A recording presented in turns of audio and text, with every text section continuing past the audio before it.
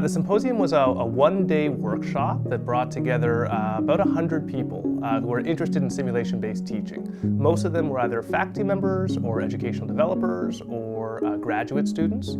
And the goal was that this was going to be a launching pad, an opportunity to bring people together to share expertise and experiences on how they use that pedagogical strategy. My observation is that people that use simulation in different disciplines, in different contexts, they have their own way of talking about it, their own practices, their own taken for granted assumptions about what simulation is. I think in a forum like this, what we're able to do is to share across those different instances. And my experience is I learn an awful lot from seeing how people do things quite differently. So that if I'm in the social sciences, seeing how people do things in a health simulation gives me ideas. It provokes my thinking about, we could do something like that, or we could debrief in that way, or we could set things up in that way. So it's that interchange which I think is very important. One of the problems with higher education these days is that as scholars, we burrow into ever narrowing holes of academic specialization. To advance knowledge, we must become specialists on these little tiny aspects of a field. We then share these aspects with our students. And very often, we are in such a small area, the things that interest me as a scholar may not be of much broader relevance to students. Reacting games go in the exact opposite direction. They broaden out. They require us to get out of our specialized little holes. What a reacting game does, by encompassing so many disciplines, is it says to students, though you're taking different subjects, they're all connected, really.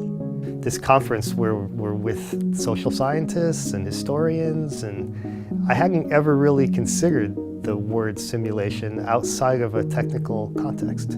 So in chemistry, if you say simulation-based learning, it almost always brings up this idea of a computer simulation of chemistry. So showing particular interactions or allowing students to interact with some online simulation.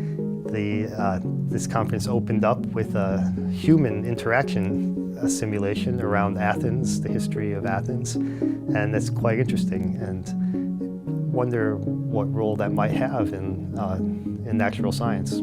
So a reacting game, the trial of Galileo, deals with elements of motion physics, astronomy, but also deals with the Council of Trent, the various religious issues of canon law, of international relations in 17th century Europe. All of these things require that students and instructors get out of their narrow specializations. So you may be a scholar of political theory then, but you're also learning as a teacher and also a student about motion physics, about Aristotle, about Galileo's theories, about religion. All these things come together. A reacting game pulls us out of our academic cubbyholes and brings us into a broader engagement. Most reacting games are interdisciplinary structures because the world we inhabit tends to be interdisciplinary. So we're creating a website that is designed to help faculty members and educational developers interested in integrating simulation-based learning in their teaching practice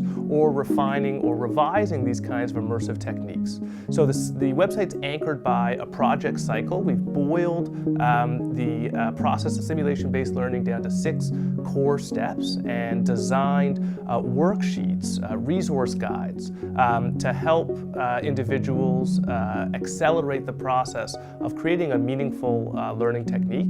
We've also got websites that showcase the different kinds of simulation-based learning you can use across different disciplines, and also annotated bibliographies designed as shortcuts to help individuals who want to look for more peer-reviewed, evidence-based sources on how they can integrate these techniques, designed to help them get those easily.